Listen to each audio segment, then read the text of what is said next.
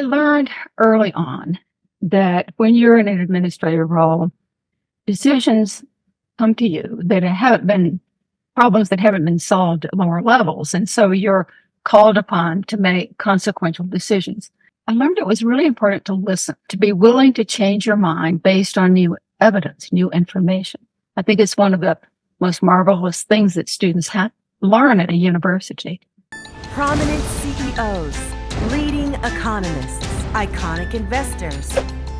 Insights from the experts. The Walker Webcast with Willy Walker. See who's next.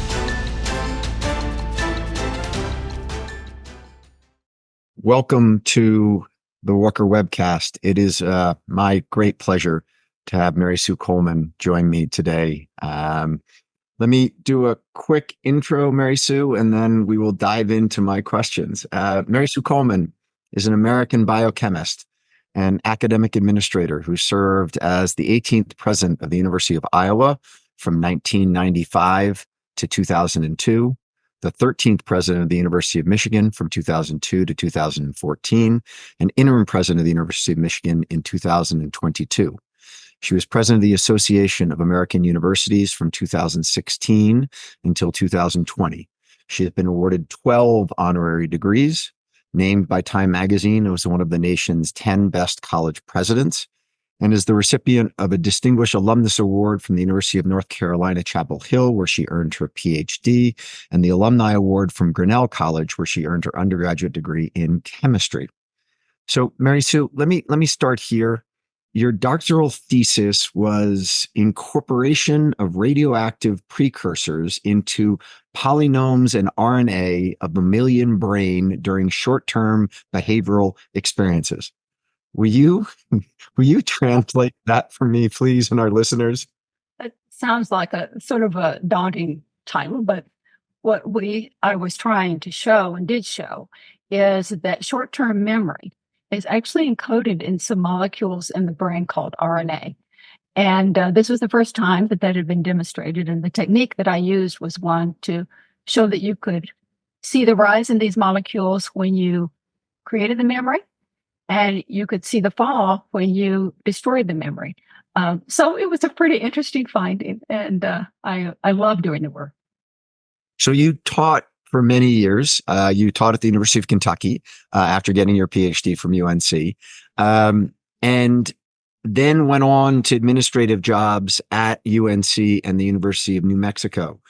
What job at Kentucky did you get that made you say, maybe I want to move from the academia side to the administrative side? And was it that job that made you realize that you were really good at it? Or was it a subsequent job that said to you, I've got a real future here as being an administrator and a leader? Well, one of the most surprising things that happened to me at Kentucky, and I loved being there, was that at one point I was asked to help develop a cancer center, hire a director for the cancer center, and think about sort of the visioning for the future of the university. And in those roles, I had to do things that were new to me. I learned about the rest of the university. I learned how to hire people. I learned about how you actually start development projects. I had to do a lot of fundraising to make all that happen. And during that whole process, which went on for several years, I mean, this was not something that happened just overnight, I really realized that I did have a talent, that I really enjoyed it as much as I enjoyed the research. I loved being in the lab, but it also came to me that I could have a bigger impact on the university in an administrative role than I could in my narrow field of biochemistry that I was working on. And that's really how it all started. And then I started looking for new opportunities, and the rest of it sort of fell into place. Your number two benefit, if you will, was hugging people, and the third was raising money. Talk for a moment about the importance of those two things in administrative roles in large universities.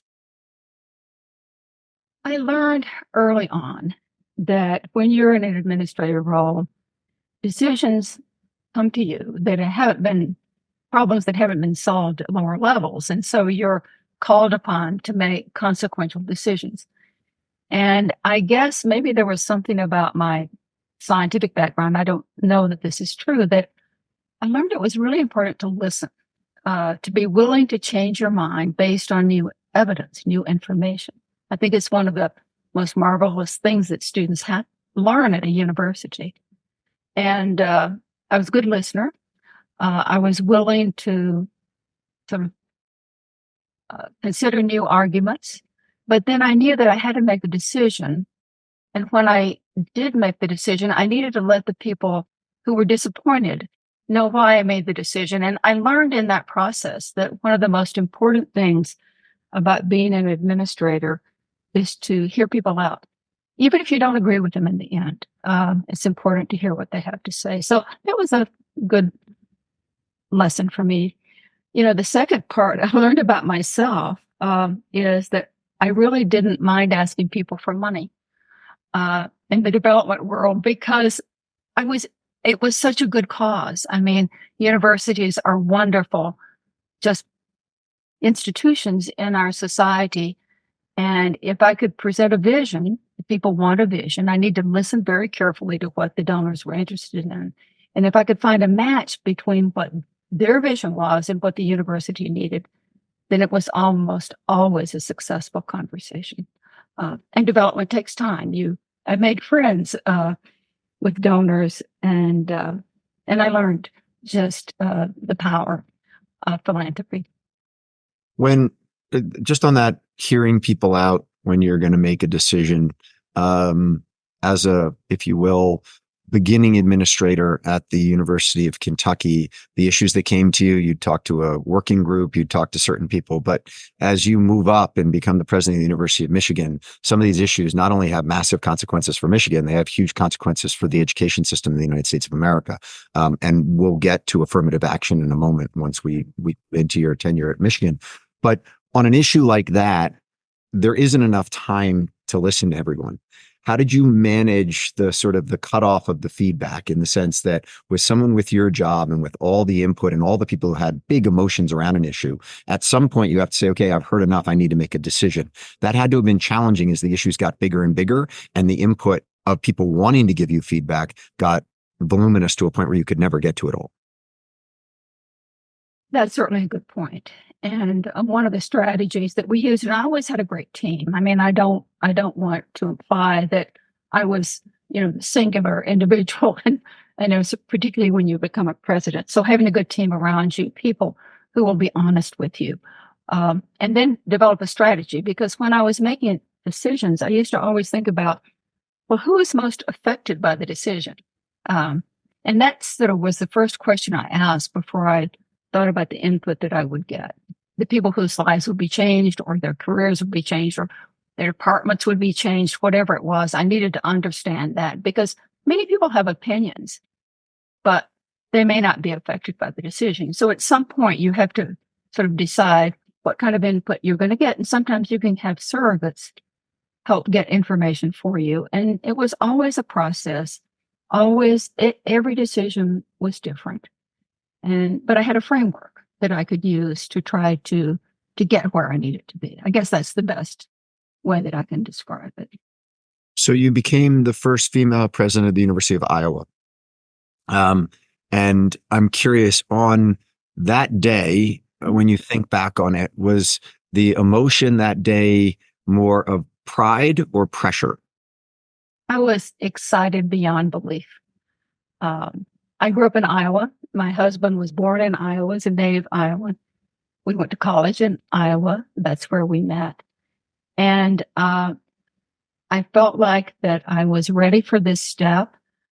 And it was just one of the best days of my life. It was amazing. So was there pressure? Yes. I mean, I understood that I was, and some of what, I didn't know. I mean, when you go into a job like that, there's almost nothing that prepares you for a presidency. Sometimes I told people that I was grabbing the brass ring by taking on that job, but also in some ways I was sort of jumping off a cliff, not knowing where I would land. No, it was a great day.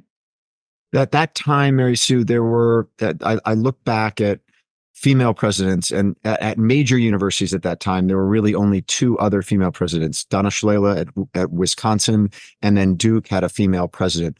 But being a female president of a major university at that time, I mean, today it feels like there are female presidents everywhere. But I mean, at that time, there were really only three of you who had leadership roles at major universities. As it relates to the pressure on you, anything you thought about as you were heading into that job or as you were acting in that role that sort of had the context of being one of the pioneers of female presidents of large universities that made you either do something or not do something?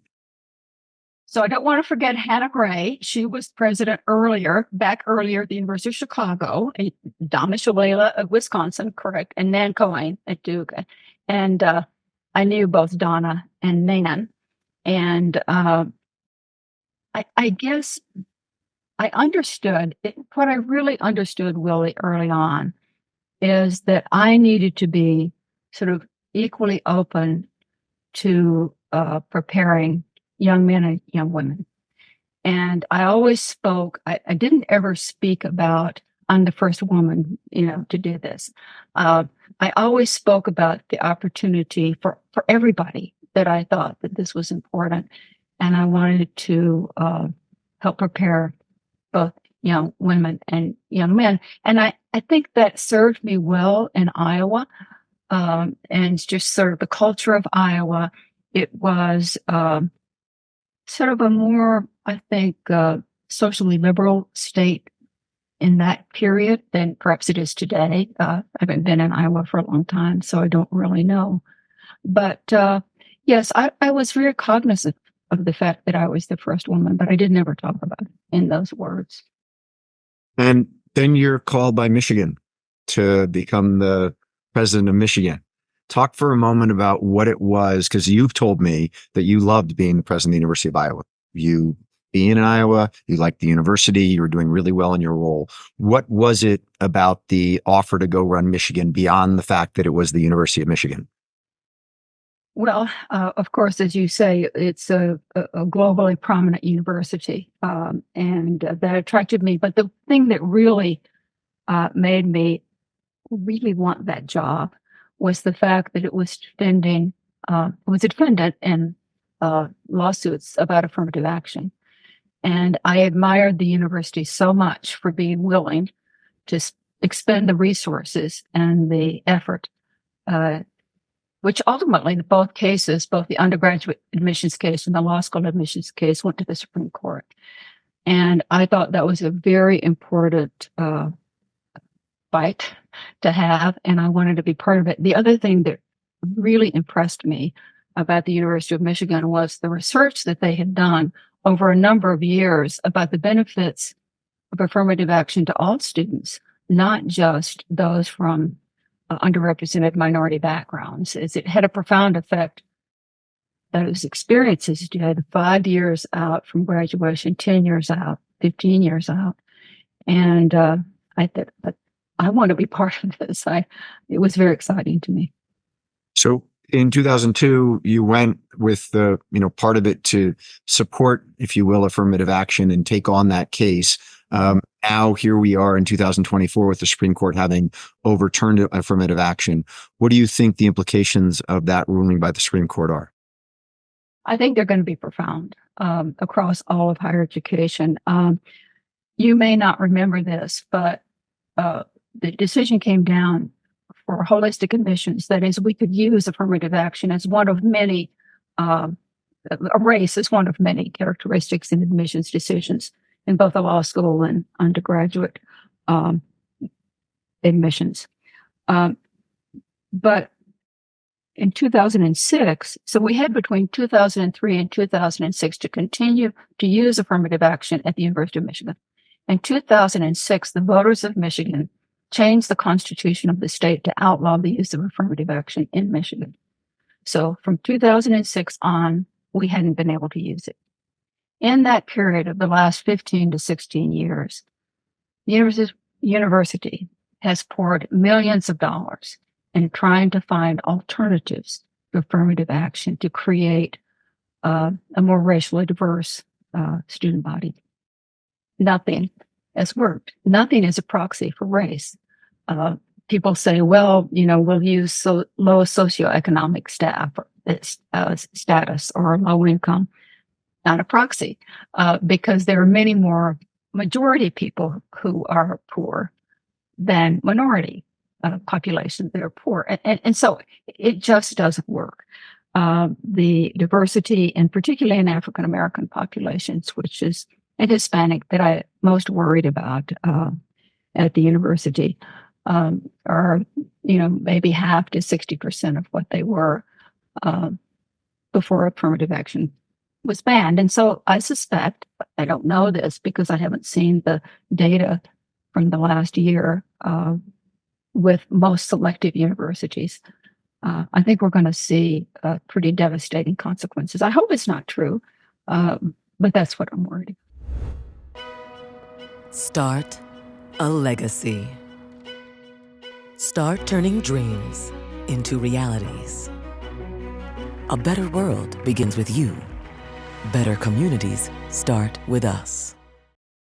I was at Harvard Business School yesterday, and one of my fellow alums asked the dean, with the Supreme Court ruling, where the school stands as it relates to admission of minorities for the class of what will be the 2026 class. Mm-hmm. And had a very direct answer, which was, we don't know. We won't know until September 2nd when they all show up on campus. And the concept that there is no insight into what the mix of the class will be, and that there's absolutely not a single data point, is astounding. And it will be, I think, the concept that it is a surprise on September 2nd, what the composition of the class is going to look like. To your point, my assumption would be that it is not what they would like to have designed it to look like. But we shall see. Absolutely. We don't know. And the Supreme Court has ruled, and so we're all going to have to live with it. Yeah. So you arrive at Michigan, and on your son, Jonathan, who is one of my dear friends, 32nd birthday, you gave your inaugural address. And in your inaugural address, it was entitled, "Look to Your Roots to Discover Your Future." What was the core message behind that address of looking to your roots to discover your future?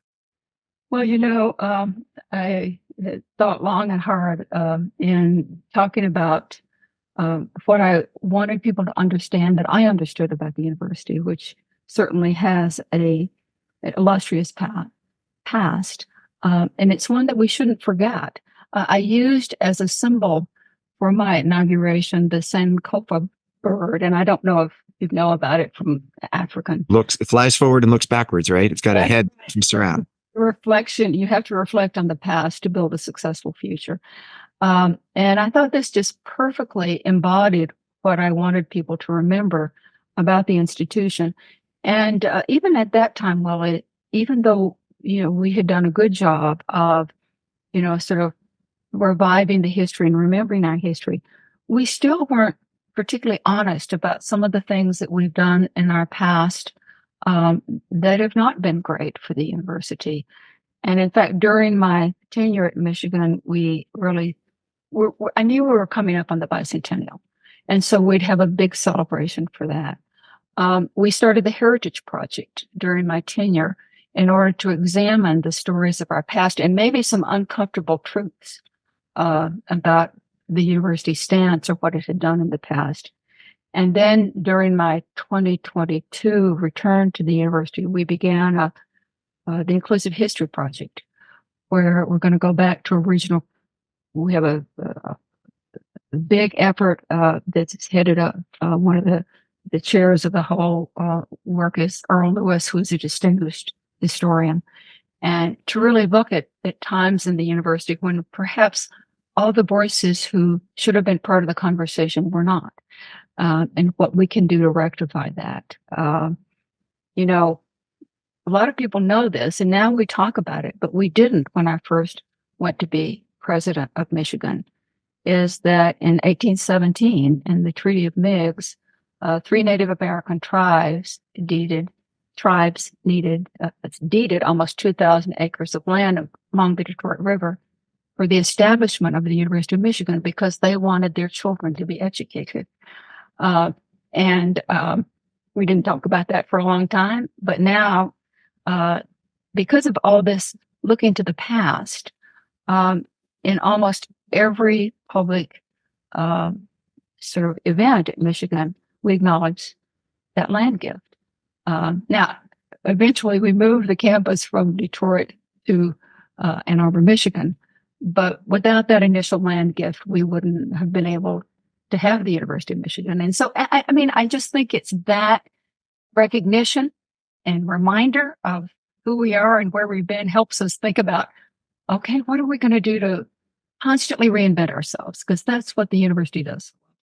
And was there any time in your tenure as president, Mary Sue, where someone would criticize that you were either not thinking enough about the past or moving too fast towards the future?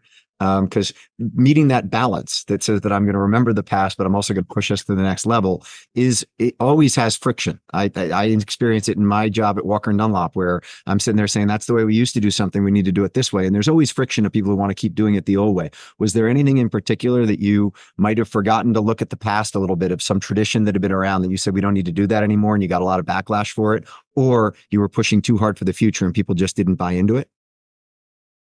Well, I can certainly say that there were probably people who were angry at me over the time of my tenure for some of the decisions that I made. Nothing really stands out to me, though. Of course, people wanted to criticize me. Usually, it came with athletics because we had one of the issues that I faced going to the university. In fact, it's interesting. On the day I was announced as president, one of the principals in the basketball scandal that happened in 1991 with the Fab Five 10 years before, agreed to speak to federal prosecutors. His name was Eddie Martin, and he was a booster from Detroit who had been paying players to go to the University of Michigan.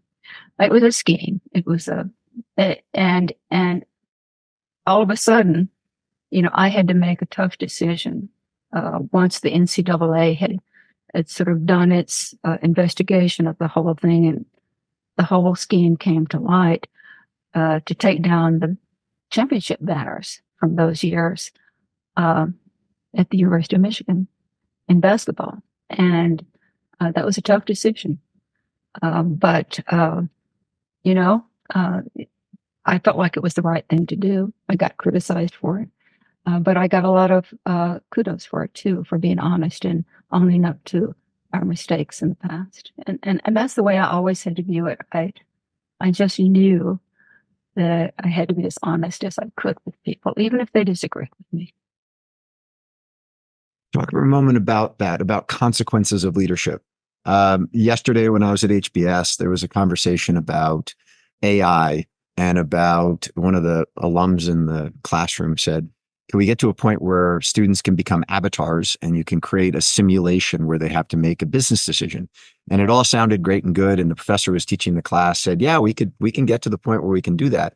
And I'm sitting there going, well, yeah, but it's a game. And they know it's a game. There are no consequences. You win or lose the game, but there's not some friend didn't say you're no longer my friend. Some booster who was a big supporter of the school didn't say you've now lost my support.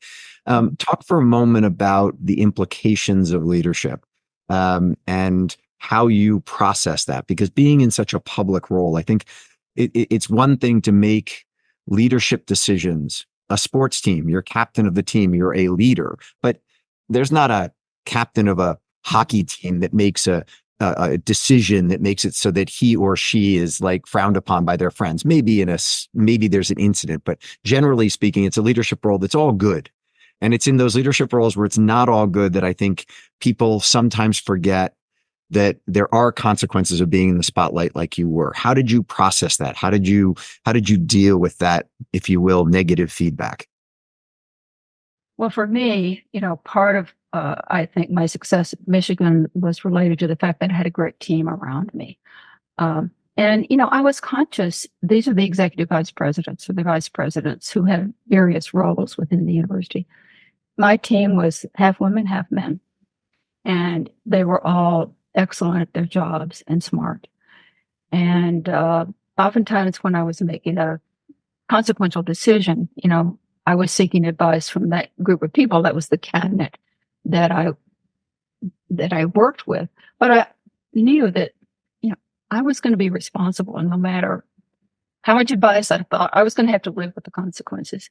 And oftentimes, when we were making a decision like that, and I knew what I had to do, then we would do sort of scenarios. Okay, what are the people going to think who are not going to like the decision that you made, and how are you going to respond to that? What are you going to do? And that's why I tried in every instance that I could, is to be as open and honest with people who were disappointed in the decision. It was the only way that I knew to lead, and it worked for me. I think that at the end of the day, everybody wasn't happy with me, but most of the people, were happy with the direction that I was taking the university. And frankly, Willie, the biggest challenge that I had was a financial one, and that was in 2008. The Great Recession came to Michigan because of its dependence on the auto industry before it came to almost the rest of the country. And in one day, we got word from the governor's office that we were going to get a 35% cut in our state support. Now, our state support was a small, and still is a small a part of the funding of the University of Michigan, but it's unrestricted money, and it's very, very valuable. And when I had to go from one day to the next, knowing I was going to get a 35% cut in that budget, was a true crisis. And we got through it. We scoured every part of the budget. We created a single budget. We didn't let separate budgets exist. We went through that recession with no furloughs and no layoffs. And during that time, I also understood that this was the time to hire new faculty because other institutions were not hiring. I knew that it was the time to invest in buildings. I knew it was the time to do everything that we could to keep the university strong. And in a sense, I knew we were a symbol for the state. And so we had to give the state hope that we could get through it. And it was exhilarating to figure out that we could do it. It was very tough though. And every day I'd wake up and think I have to have enough liquid investments to pay people. And that was scary, but I had a great executive VP for business and finance, a fellow named Tim Slotto, who was fabulous getting us. So talk for a moment, Mary Sue, about the finances of the university, because in 2023, the revenues of the University of Michigan is about $12 billion. I don't think many people know how large an institution it is. And as you just said, the state support for the university is very small. I think in 2023, the state is giving the University of Michigan, gave the University of Michigan $350 million. So out of a $12 billion revenue, they're getting $350 million from the state. So the state really, it's not basis points, it's percentage points, but it's small percentage points. Talk for a moment about where and revenues as it relates to tuition and state support is only about 25% of the operating budget. The other 75 comes from the endowment and from ancillary services, which is the medical system, sports, publishing, and student housing. Talk for a moment about how that evolved or changed during your tenure as president of the University of Michigan. Well, one of the things that I understood as a consequence of the recession, and I knew this even before going into the recession, is that we had to substantially ramp up our philanthropy. Is that we had to have big capital campaigns. We needed to focus on the issues in those campaigns, the elements that we most needed. Student support was always our number one priority, financial aid for students. But we needed to do building renovations. We needed to hire new faculty.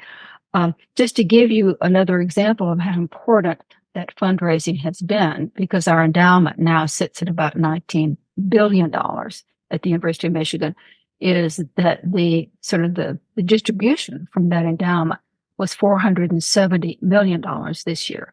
So it's substantially larger than state support. So that's an important element. The health system revenues are also an important element of the whole the whole budget of the university. Interestingly enough, a lot of people think the athletics is such a big budget. At Michigan, remember the 12 billion. The athletics budget is about 250 million. It's 0.5% of the total budget of the university. And that's on the revenue side of it, and it basically breaks even. It made a little bit of money. Athletics made a little bit of money last year, but it basically it's 250 million of revenue and about 250 million of cost, right? They maybe save a little bit of money every year, and they're totally self-supporting. The university, the only way the university helps with athletics is if they're doing a capital project, and we have a AAA bond rating, and so that really helps on the the lending cost, the borrowing cost rather, for the university. So And how does that 250? Let me just jump in. How does that 250 at Michigan compare to an Ohio State or to a Michigan State? Well, Ohio State slightly more. As you know, they raise a little bit more revenue. Michigan State's less revenue they raise than we do. But we have the biggest stadium in the country, in Michigan Stadium, and it's usually sold out every game. I used to talk about, and I still think this about Michigan Stadium. I used to call it the gathering of the Klan, coming in, all supporting this great university, and it's just a real experience. Renovating Michigan Stadium was one of the big projects that I had to take on, because when I went to the University of Michigan, my husband had already come for a visit to the university, and he told me that Michigan Stadium was crumbling, and that one of the issues I'd have to face is the renovation of the stadium during my presidency. And we did that, spent $286 million on the renovation. They did it themselves, and it was amazing renovation. It's a beautiful place. Talk about launching the Michigan Difference, because you went out with a goal of raising $2.5 billion, which was the largest capital campaign ever embarked upon by a public university.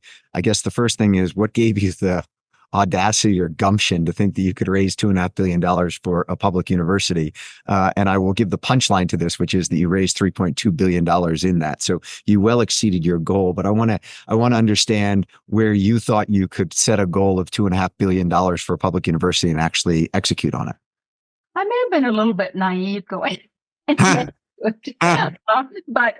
I was really lucky to, one of the first hires that I made at Michigan, because Lee Bollinger, who, tremendous predecessor to me, a tremendous president, his chief development person, vice president for development, had gone with him to Columbia. So I had to hire a new individual, and was able to hire Jerry May from Ohio State University, who originally had been at Michigan, was one of the best fundraisers in the country.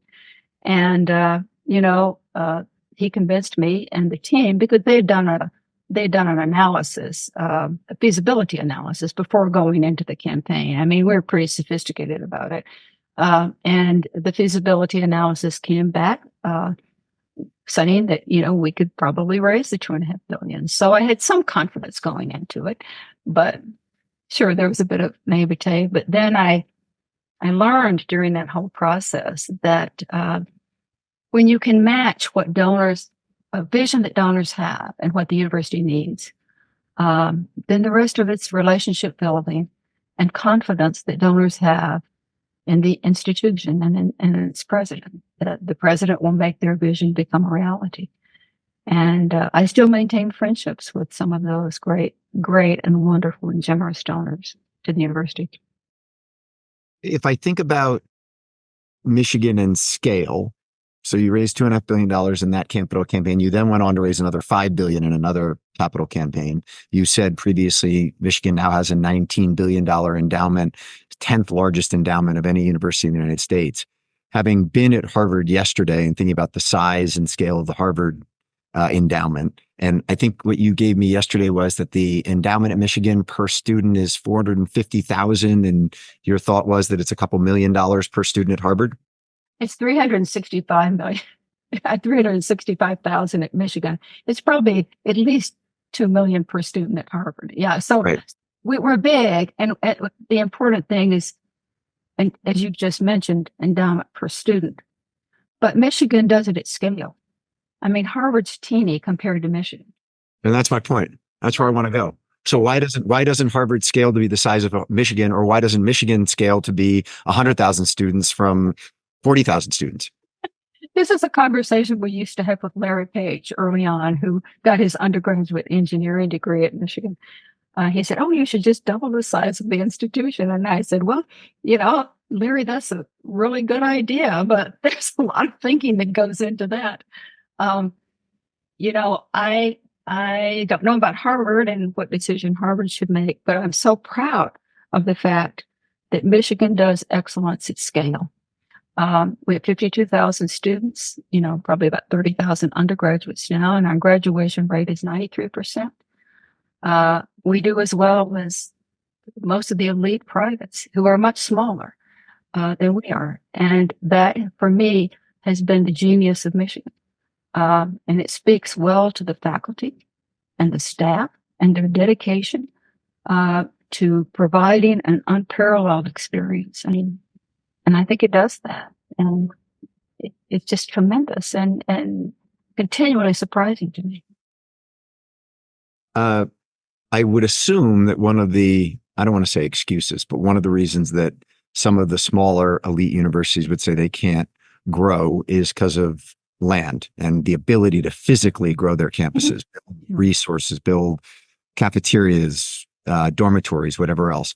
I believe it was 2009, you bought the North Campus. It was a big campus that Pfizer had owned, and you went and bought it for $100 million. We already had a North Campus that was about 50 or 60 acres. The Pfizer property was 174 acres, contiguous to that North Campus. In fact, 50 or 60 years earlier, the University of Michigan had sold that property to Pfizer to build its big research and development campus. So it was such an attractive property. 2009 was still part of the Great Recession. The pharmaceutical industry was consolidating. Pfizer was abandoning that whole property. And we got it for $100 million. The best real estate deal ever. We got 28 buildings, some wonderful laboratory space, and we did not have a plan for the use of that property when we bought it. I just knew we had, and our regents were very supportive. We just needed it. And since then, it has become a wonderful opportunity for the university to create some new entities and to put them there. And now, finally, Willy, after many years, the university is actually talking about creating a connector, an electrified connector, elevated, between that North Campus area, the Central Campus, and the athletic campus. So the university will have a seamless, we hope, in the next 10 years, transportation system that doesn't involve automobiles. Like a monorail, like going to Disney? The university is looking at many, many different vendors for this particular connector. We're calling it the connector now. And I don't know what it's exactly going to look like, but I'm ecstatic that it may finally come to fruition. I think it's so interesting that when you were talking about leadership challenges, you went back to 2008 when the governor's office called and said, we're cutting your funding by 35%, and how challenging that was for you to manage through, no furloughs, no layoffs, and get through that time. And yet it was a year or maybe even less from that moment and all the struggles that came from that you made one of the biggest and most important strategic decisions in the university's current history to go and make that very significant capital investment. I think back to 2008 and 2009 in my own life and think about some of the things that we did. And it's so interesting when you get pushed to that level on both the bad and then also the opportunity. And so rarely do people look back and and say they wish they hadn't done something like what you did? In other words, like I just heard the excitement in your voice of like the best deal we ever did. And one of the deals that we did in 2009 at Walker Dunlop was the best deal that we ever did.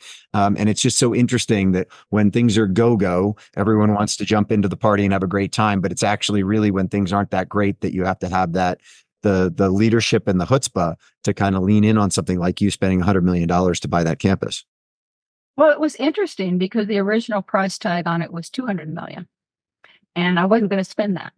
And I knew there weren't any other buyers.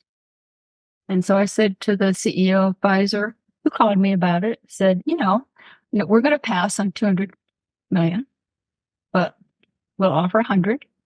And, basically, we're happy if you can sell it to somebody else who will create economic activity for the region.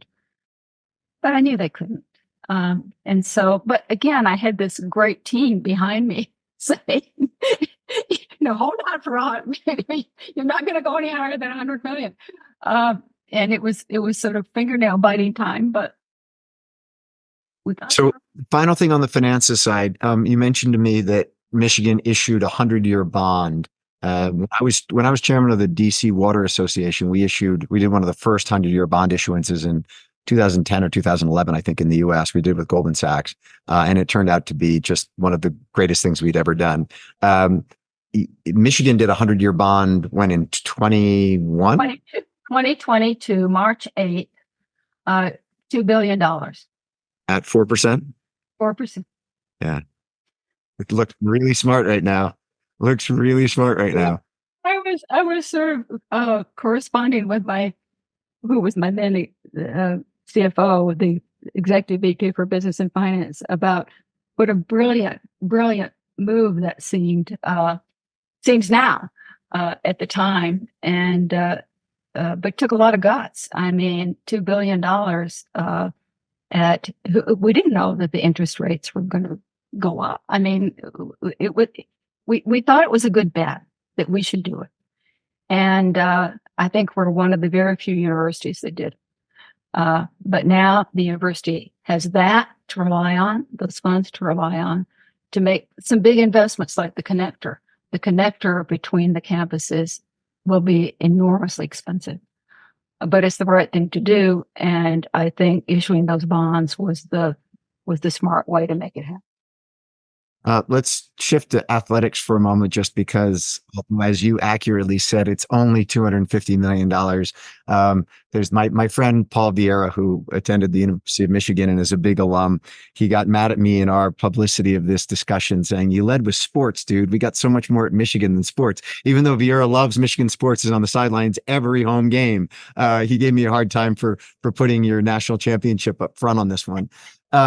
But I did go back and look, Mary Sue, and your football teams against Ohio State were 2-10 during your tenure. Ever go to a Board of Regents meeting and they said, Mary Sue, you and your team have done a fantastic job this year, but you lost to Ohio State? Actually, no. I mean, one of the things that always made me feel so comfortable about Michigan is that the governing board, the regents, they didn't ever sort of say, boy, you're really failing on athletics. They understood the struggles that we were going through, and, finding the right coach for the right time is challenging. But I always had great athletic directors. I mean, Bill Martin and Ward Manuel, and they're the ones that are actually doing the hiring. I mean, they needed to get my approval for the final say, but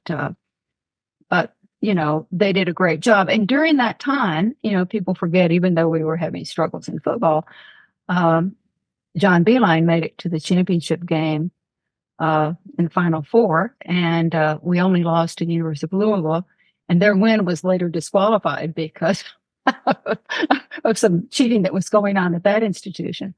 And we were having success in softball. We won the championship in 2005 in softball and across the board. And we're going to the Frozen Four this time for the third time in a row in hockey. So there's excellence across the board. And I was actually quite proud of the fact that while I'm sure that our athletic directors, got a lot of flack from the fans, particularly from my regents and from the public, I didn't get a lot of criticism about football. I was unhappy, that we weren't winning. And I was sometimes unhappy with the academic progress of student athletes, and talk to the athletic directors about that. So Did you ever, I mean, I'm thinking about the sort of the stick-with-itness that must be required. So with Lloyd Carr, he'd had a perfect season in 97. So Lloyd Carr had a background, but when he went 7-5 in 2005, that was like the first, mediocre to bad. I mean, that's a bad season for Michigan football. But when that happened, was that the first time? I mean, you'd been at Iowa, you'd been at big state universities before, but this is football and this is Michigan. In that year, did you get a lot of blowback, or was it all going to your AD and it really didn't come up to you? got some, but it was never it just wasn't, I don't recall it as being a big issue. Lloyd Carr did retire kind of later, eventually, I think in 2009, that's maybe when he retired. And he was just such an upstanding person. I think people respected him. But I'm sure he got tremendous criticism, and the AD, I'm sure Bill Martin did too. But it was not something that, I'm really obsessed about. And during that time too, is when we made the decision to do the big renovation of Michigan Stadium, which was a tremendous, I think, vote of confidence in the future of the football program. You remember, I didn't hire Jim Harbaugh, but you recall that, the university stuck with him, even at a time, some of those early seasons that didn't seem so great. And of course, he's rewarding that loyalty today. Not anyway. Sorry, I had to just insert that. Sorry. One other thing that I would throw out there. I don't know whether you know this, but Bill Martin's son, Seth Martin, is actually a good friend of mine. Is actually in the real estate business. And so when I was at the national championship and saw Jonathan, I also saw Seth at the same time, and it was just really fun. It was quite the atmosphere. So the one other thing that I wanted, you mentioned the hockey team going back to the Frozen Four for the third consecutive year, and just the broad need to invest across the board in athletics. How hard was it, given the revenues and the visibility to football and basketball, to not have sort of, if you will, a two-tier system where you look at those two sports and they might have distinct dormitories, they might have distinct travel, all that kind of stuff. How do you keep everyone feeling like they're playing for Michigan athletics when you have these two teams that are generating so much of the revenues? Sure. Well, we've long understood that the revenue sports, men's, women's basketball, and football, and for us, hockey, in some way, do generate revenue for athletics. But the athletic directors and their finance people are responsible for the investments that they make, because, as I said, almost no university resources or student tuition go into supporting athletics at Michigan. It's all self-supporting, except when they have a big capital project, and we may help them they can use our AAA bond rating. And so athletics does a lot of philanthropy. They do a good job at philanthropy. I think the athletic directors, both Bill, made excellent decisions about investments, and Ward did too. And at Michigan, we want to be excellent across the board. I mean, I hope we no longer do, and I don't think we do, favor the revenue sports over the other sports. And I think that's shown in the results. I mean, I think last year Ward told me that they had, 13 Big Ten championships across the board in sports. And so the idea at Michigan has always been do the best we can in every single thing that we start out to do. And I think the record shows that that's happened. So 2 final questions on sports, and then we're going to move to some other topics. You were on the board of the NCAA? Yes. Name, image, and likeness, good or bad for college sports? Well, I think it was inevitable. And, one of the things I've talked a lot with Jim Delaney, who, was the commissioner of the Big Ten for many, many years. He and I are friends. And we've talked about the fact that I think, presidents and ADs back in the 90s and early 2000s, when it became evident by giving up our media rights to form, the rights for the entire conference, individual institutions gave up their media rights so that we could be a more sort of powerful bargaining power with the media companies, and the money started flowing in to the big conferences just in unbelievable amounts. And then what happened is that the salary started escalating enormously, so that tension between what the coaches were making and the players, even though they, with full scholarships, were getting a virtually free education, it just became too great. So I think I thought it was inevitable. I don't know where it's going. I don't know where the NCAA is going. I can imagine a different future in 10 years. I think that the growth and the widening between the haves and the have-nots will continue. Maybe the Power Five conferences will decide to do something different. I don't know, and it's hard to predict. What worries me the most, though, Willie, one of the things that worries me, two things, I guess, the transfer portal, because it's just, now players, if they don't get to play, they transfer, which is their right. I mean, I understand, but it's created a different dynamic. And the other thing is betting, sports betting and prop betting. It scares me to death because now bettors can bet on whether or not Caitlin Clark is going to make a free throw, or is she going to score 30 points? This is just ripe, in my view, for abuse and for scandal. And, we'll see what happens, but it's going to be a different world. And I can envision a future. I don't know whether it's going to happen. I hope it doesn't, because I think the intersection between athletics and universities is unique in the U.S. And I think it's been a positive for the country, but it's not true anywhere else in the world. And it may not be true in the future in the U.S. We could be that sports teams become affiliates of universities and they're not really part of it. I don't know. But it's, we'll see. So going back to your 2002 inaugural address at Michigan, you said, quote, "How can we maintain privacy and civil liberties in the information age?" Mm-hmm. Post October 7th, do you think that Michigan and other universities are addressing that question properly? This has been such a difficult time. And I think I'm a big proponent of free speech and being able to express opinions and listening to diverse points of view on campuses. But when I was confronted with it during my tenure at Michigan, wars weren't going on, and now there are two, one in the Middle East, one in Russia, and students are hurting.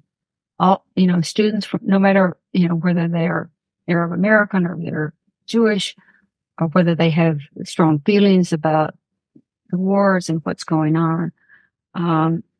This is a very rough time. It's a very rough time to be a leader.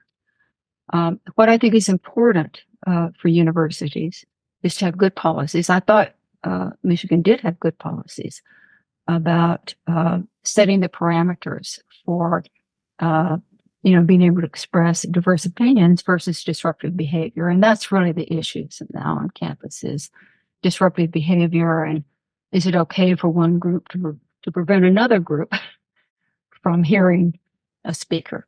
And so this challenging time, and universities, I think, are going to have to examine their policies and see if they need to be altered, make sure that everybody understands the policies. I did have an incident, though it was a different time, and I don't want to equate it to what's going on now in the country. When I first went to Michigan, there was a very prominent sort of aggressive agitator speaking on college campuses about advocating for suicide bombing as an effective strategy for protesting against Israel. I mean, and that speaker had caused a riot at Berkeley. I knew that somebody would invite him to Michigan. Knew it was coming. And so, I spent a lot of time reaching out to all the communities, talking to them about it, developing trust, explaining the free speech. I didn't have to like the speech. My goal, when free speech means that, sometimes you have to host speakers that you don't agree with. And so we set out and came through that whole speaker came to campus, and it was sort of a non-incident. But this is a different time. And I just think universities leaders should, think about what are their strategies if there's something's coming up. Do a tabletop exercise. How are you going to deal with it? I have found two resources that I really think are really good. One is a little book called Free Speech on Campus, and the editors are Erwin Chemerinsky and Howard Gilman, and I think it provides some good guidance. And the other is, the past is always relevant here. Is one of the former presidents of Michigan, Robin Fleming, who in his memoirs wrote about it was tempest and rainbows, managing conflict in turbulent times, about setting out your principles and trying to adhere to those principles. But this is definitely a difficult time for university presidents. Yeah. I guess I'd go from there to this, which is that, when I was at Harvard yesterday, the interim president of Harvard, said, first of all, in his 15 years at Harvard, this is the most challenging time. So to echo what you just said.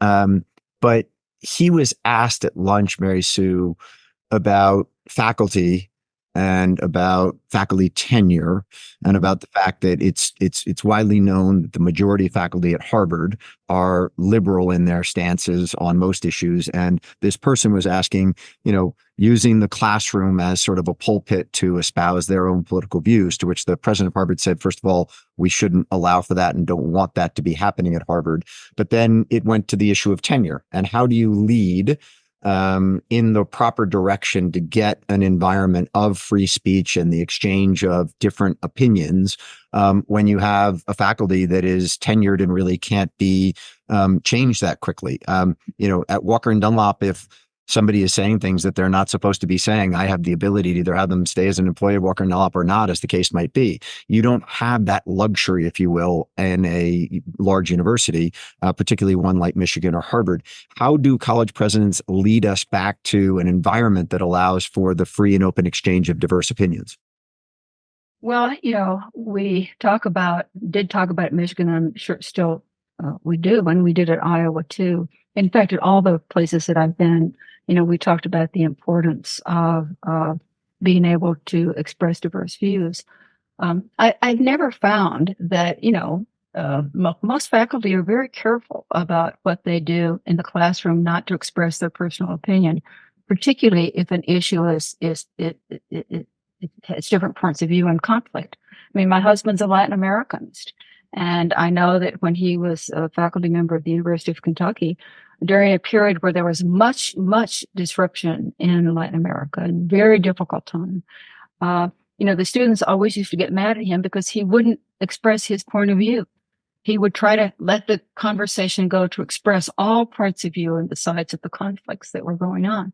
And I think most faculty want to do that. That is, I think it's quite rare. And I would agree with Alan, that Michigan, doesn't condone faculty members using their status as a bully pulpit to try to indoctrinate students. In fact, there are, procedures at Michigan if a person feels like is not living up to the ideals of the institution to sanction them for it. But tenure is so important. And I want to make this point because I was a faculty member back at the University of Kentucky when the problems of tobacco smoking were in the headlines. The research was beginning to be revealed about the health damages of smoking. Kentucky, one of the biggest tobacco states. Tenure was enormously important because tenured faculty could get up and talk about the research that they had done on the dangers of smoking without fear that they were going to be fired by somebody or the university pressured to fire them because somebody in the legislature was mad that the faculty were speaking against smoking. Tenure is essential because faculty research sometimes goes into areas that are unpopular that people don't like. And it's not just health research. It's all kinds of research. So it's our obligation as institutions to uphold both the value of tenure and the importance of making sure that you don't try to abuse it in ways to promote ideas that don't allow for other ideas to grow and be discussed. It's very important. But I think that if we ever abolished tenure, that we would have far, far less prominent and poorer institutions. I think it's a very important element of U.S. higher education. I'm going to end our conversation on that because it's a wonderful thing to end it on. Mary Sue, you've been so generous with your time. Thank you for all you've done for education in America, for the University of Kentucky, for the University of North Carolina, for the University of New Mexico, for Iowa, the University of Iowa, and for the University of Michigan, not once, but twice.